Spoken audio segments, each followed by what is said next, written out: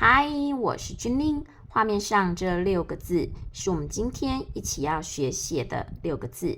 这6个字共通的地方就是它们都是属于手部的字，由手部配上旁边的部件。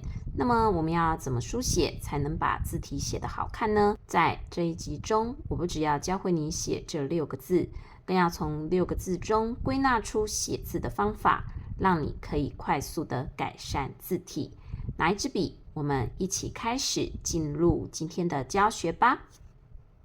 我们先来写超这个字，在横线的上方，大约是这个位置，先下一笔的横画，让它微微的上扬哦。接着，我们在横画靠右侧一点的地方下竖画，从上往下写竖画，结尾处勾起竖勾。接着呢，我们要写挑画了。在这边，我们让挑画跟竖钩交汇的点往上移动一点，这边是一半的位置，我们要让它交叉在比较上方的位置，所以从下而上挑，交叉点往上提高一点哦。接下来我们就要写竖画咯。竖画的部分抓一下，大约是这个地方，从上而下写竖画。接下来这边有一笔的点画，点画要怎么书写才能平均分配空间呢？最好的位置就是中间一半的地方，这块空间把它切割成一半，一半的位置下点画。接下来我们要再写旁边的点画咯，旁边的点画我们把它稍微打平一点，像这个样子，平一些。接下来的这笔竖撇，从上而下撇到下方，从上而下慢慢的转弯，然后撇下来到最下面，在这个地方停止。抄字的书写给大家参考。对了，如果你觉得君令的影片对你有帮助，记得帮我按赞、订阅、分享，并且留言告诉我有帮助。接着来写下一个字，下一个字是补。补是一个手，再加上一个谱。手部的书写规则请牢记：横画上扬，竖钩切在靠右侧，挑画跟竖钩交汇点要上移，从下而上往上移。手部的部分处理完了，接着我们要写旁边的谱咯。谱字的横画可以对着手部的横画书写。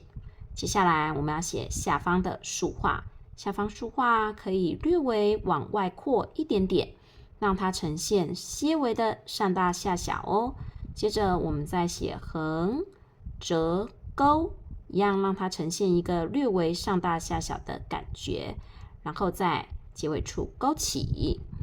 接着我们要平均分配中间的2笔横画哦，中间的空间要让它分割平均，上方2个空间一样大，下方留的空间稍微大一点，这个空间分别是一样大、一样大、略大一些。接下来我们要写竖画了，竖画从上而下做切割，这个时候我们要把这个谱字稍微切的平均一点哦，从上而下做切割。接下来的最后一笔点画，在旁边这个位置点出补这个字的书写给大家参考。听到这里，你应该会有一种感觉，怎么字体的书写背后好像有一套规则在支撑运行着？没错哦，学会这套规则，人人都有机会写出好看的字，所以继续跟我一起练习吧。接下来指这个字要怎么写才好看呢？下面的这些细节你可得要留意哦。横画上扬，偏右侧下竖钩，接下来从下往上挑，挑画跟竖钩的交点要切在上方一些。接着下横画咯，可以对着左侧的横画书写这个右侧指这个部件的横画。接着我们再下竖折，折的长度可以跟上方横画差不多哦。接下来我们要下书画咯，书画在这个地方往下书写。接着我们再书写横折，接下来这个部分均间切割，像这个样子。那么横折的部分稍微拉长一点，让指这个字在右侧有一个向下的力量，这样书写起来字体会比较稳定哦。接着我们看居这个字，一个手加一个句，到底要怎么书写才好看呢？我们先来抓一下手部的位置，诀窍就是要让交叉点横画跟竖钩的交叉点让它偏向右侧，接着挑画跟竖钩的交叉点又要偏向上方。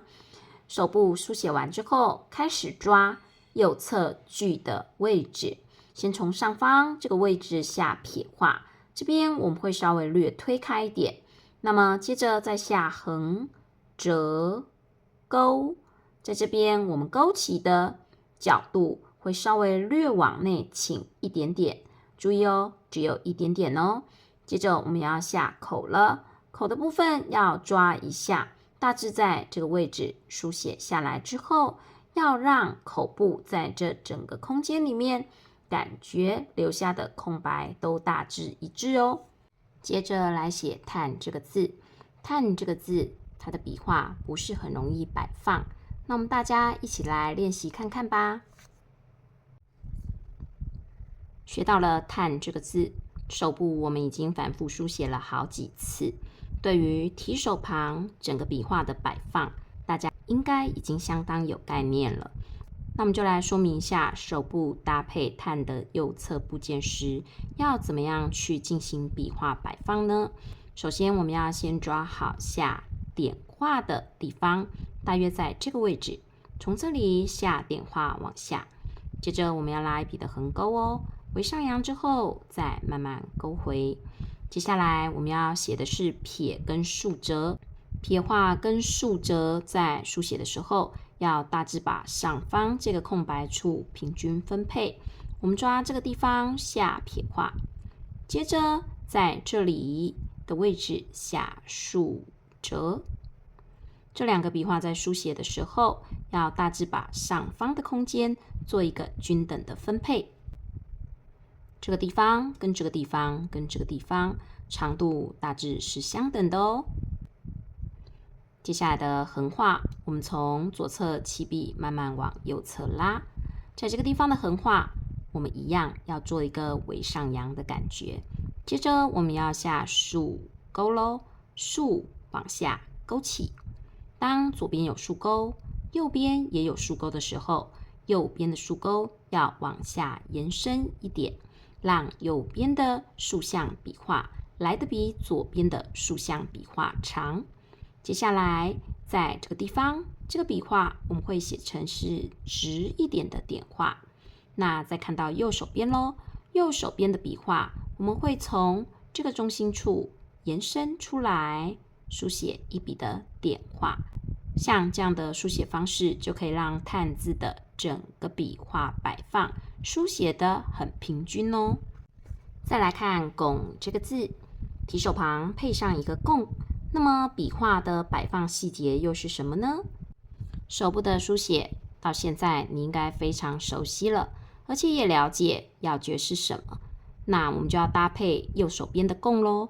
右手边的共呢，先下一笔的横画，你可以对着大概是左侧提手旁横画的位置书写横画。这笔横画可以短一些。接着我们再从上方书写两笔的竖画，第一笔竖画，第二笔竖画。竖画稍微往内倾一点，制造一个斜度。第三笔的横画呢，在左边的部分短一点，右侧的部分拉长一些，像这样。接着我们要下撇画咯，撇画的位置可以抓这个地方下撇画。接下来我们下一笔点画，点画呢可以抓这个竖画对下来这个位置下点画，然后稍微把它拉长一些。观察一下拱这个字，这边横画上扬，这边横画略微下压，这一笔的点画稍微往下压一点，那么就会产生一个往右下的倾斜的力量，这样可以帮助拱这个字在字形的呈现上更加的稳定。现在我再为这8个字做个统整。我们先看一下手部的部分，会写的稍微瘦一点，右边的部件会稍微宽大一些，手部瘦一些，部件宽大些。这8个字大概都是这样的书写原则哦。在这个频道中，每一部影片都是君令用心制作拍摄的，希望大家都能够带走满满的收获。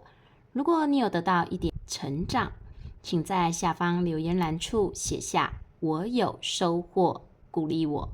每一则留言的肯定我都非常的珍惜，也欢迎你留在频道中和我一起学习。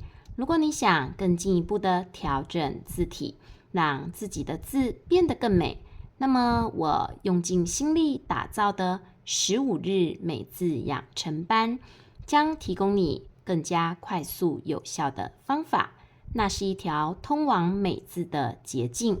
赶快点选留言栏处的连结，那里有课程最新的优惠讯息，以及免费的字帖给你下载练习哦。希望课程跟字帖可以帮助你更加快速改变字体哦。那么我们就下部影片见咯，拜拜。